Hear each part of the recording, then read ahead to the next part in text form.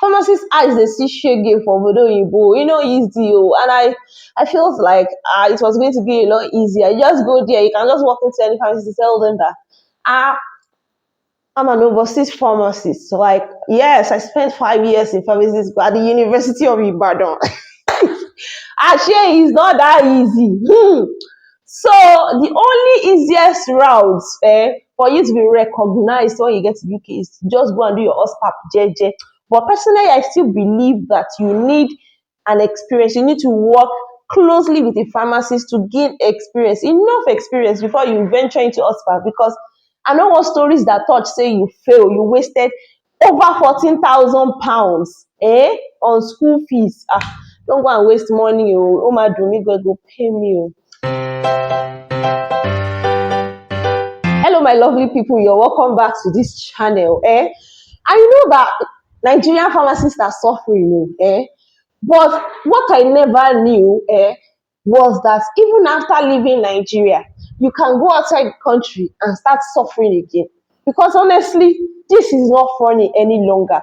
So, I earlier promised you guys that I was going to speak with some of my friends that have already relocated to UK, to UK. So I tried reaching out to the first person, being my classmate that left immediately after NYSC. That was far back as 2018, with the hope that this girl would have started practicing with vast experience. So I thought that reaching out to this friend would, give me the solution that I'll bring to you people on this channel. But when I DM'd my friend on Instagram, hey, her response got me really disappointed. I was highly disappointed that, like, okay, many pharmacists are in the UK, but they have forfeited their dreams. A lot of people are just working in sectors they never thought they could work in. Some people in healthcare, and they are stuck there because maybe there's no money, maybe there's no passion to go for OSPAP any longer. Maybe they are just getting, they are deriving satisfaction from what they are currently doing. I wouldn't know. But me, I just believe that what is going on, majority of them that I reached out to are no longer practicing as pharmacists. They're not even doing anything pharmacy related. So my friend said since 2018 that she got there, she went to do her MSc. I thought that probably she did MSc in pharmacy or she did OSPAP or something. My friend said she has no idea about what I was asking her. That ever since she got there in 2018, she has not done anything pharmacy related. So honestly speaking, what disappoints me, go. The response, what disappoints me. Not the individual now, but that response, it weighed me down. So I went further to call one of my friends that I knew is very passionate about pharmacy. And fortunately for her, she even traveled via what's it called, spousal visa. Like, she has a spousal visa. So I believe that one will even be better. His money will not be a problem. Yes, I called my friend on WhatsApp video call with the hope that you'll be able to hear us, but unfortunately you cannot hear us. I don't know why the audio was not, audible. It was not audioing. But I'm still going to summarize everything we discussed here. So she got there less than 6 months ago, and I asked if she had secured a job, at least as a pharmacy dispenser. At all, now in bad pass now. Like, you don't they work like pharmacy dispenser. So I asked her, and she told me, say, see, alright, I have applied to over 20 places since I got here. I've applied as a pharmacy dispenser, I've applied as a pharmacy assistant, I've applied to NHS, I've applied to community, and all of them. And I've even gone for, what's it called, interviews, that she attended some interviews, and I asked what type of questions they asked her, were they pharmacy related? And to my utmost surprise, most of those questions were real life scenarios, like how you would handle difficult patients when they come with their. So I never knew that Oyibo patient can come with such wahala too. So when they start throwing tantrums, when they are hungry, when they are not satisfied, how do you handle them? So how do you handle your colleagues at work, especially when they are doing something wrong, like maybe when they are handling things in the pharmacy, how will you correct them to know your teamwork spirit and all that? So she said she did well.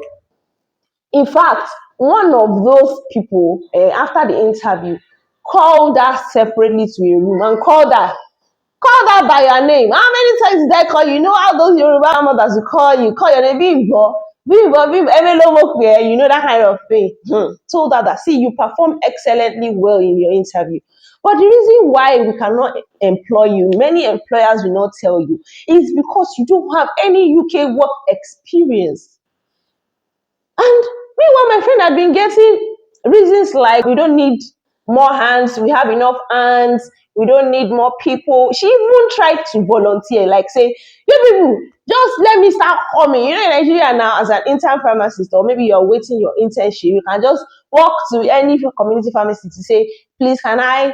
People who are looking for cheap labor before now, they go say, oh yeah, come now, come and do volunteer. And when you're going, they will not give you any money.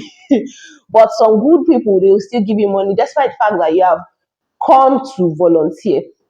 So she even said, she went and say, you people, I want volunteer. Oh, let me just start coming from my house. Don't worry, I'll cater for my transportation and everything. And these people still turned that down, like say, no, we are not making so much sales. We don't need more hands. We have enough hands. We don't need pharmacy, blah, blah, blah, blah, blah, blah, blah. Hey, pharmacists in diaspora. I feel for you, Epele. Epele. So, I now asked that the way forward. Like, I intended to come and learn from you guys so that I can come and, share here on my channel. But what people are telling me now is so discouraging. So she told me that there are agents that can help you get a job, because obviously the problem here is work experience. Perhaps if you have work experience, you can easily secure a job as a pharmacy assistant. So it's not that simple. When I mentioned in one of my videos, I said you can get 8 jobs without being licensed in the UK to practice as a pharmacist. You can still get 8 jobs that are pharmacy related. So it's not as simple as I said it. First thing, you need to get a work experience.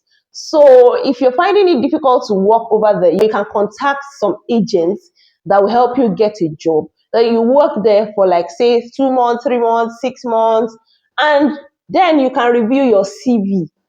Now that you have work experience, you can even do alcohol. Like you can just go from one place to the other. You can be choosy. You say, I don't want to work here. I want to work here. It's a lot easier, Sha. One other thing that she told me was you don't have to work in the health sector. If you want to work as a pharmacy dispenser, you can as well work as a customer service personnel. Oyibo. You can work as a customer service provider, or is it customer service personnel? It will also give you an advantage why you want to apply as a pharmacy dispenser, because obviously from the interview questions, they don't need you to have so much knowledge about drugs. Don't give up on your dreams. If you really have passion, there are some people, it's their parents that actually force them to go and study some courses. Meanwhile, we have some personalities or individuals, it is actually a passion, like they have the interest. That was why they went to study the courses they studied. Then when they now have the chance to relocate, the system over there will now frustrate them, and they begin to chase money. They will stop chasing their dreams and they begin to chase after money. In fact, the kind of job they will be doing to chase after money is will be very tedious, such that at some point in life they may not be able to do those kind of jobs again. They will not further their education, they will not progress in the new career path that they found themselves in. So I just want to encourage you that if you are in such category and in diaspora, you have found yourself in another profession entirely, why not just try to continue to progress in that career path? And if it is still pharmacy that is your main interest, why not just gather the money you have to gather? Give yourself time, like set a time limit for which you want to do that job. So give yourself targets, and after reaching that target, to switch back to your main interest. Because I know almost all my friends in the UK are not doing anything pharmacy related. Almost all of them. And it's quite, I don't know, it's somehow if you're a pharmacist out there and you're in diaspora, be it UK, US, anywhere, and you're practicing there, I would really love to know the process, how you were able to do it. I know that house is the main route through which you can get licensed to practice as a pharmacist in the UK. But I also know that it is very expensive. 14,000, in fact, over 14,000 pounds, not be small money. If you convert them to naira, not be small money. And it's not just about the money now. Once you be able to fund the program and then you go ahead, you do your GPHC training, and then at the point of writing the exam, you now go and fail. Then all the money that you have paid now waste, and you know that you have just 3 attempts to write that exam. After which, if you fail the 3 attempts, you will never be able to apply to practice as a pharmacist in the UK. So, to me, most importantly, you need to first get the experience. Work closely with a pharmacy that is licensed over there. Gather the experience, because you will need to learn about their pharmacy laws. So you need to, aside learn about new drugs, new disease conditions and all that, you need to learn about their pharmacy laws, you need to learn about how to interact with people. You know, there are different set of people entirely, different culture, different language, because I know that not all English people speak English like we have learned to speak English. So it will give you an edge over somebody that's just coming from his or her own country straight to come and write OSPAP, do OSPAP and write the GPAC exam. Do you get? So that's my personal opinion though. So I just say I should come and talk my talk.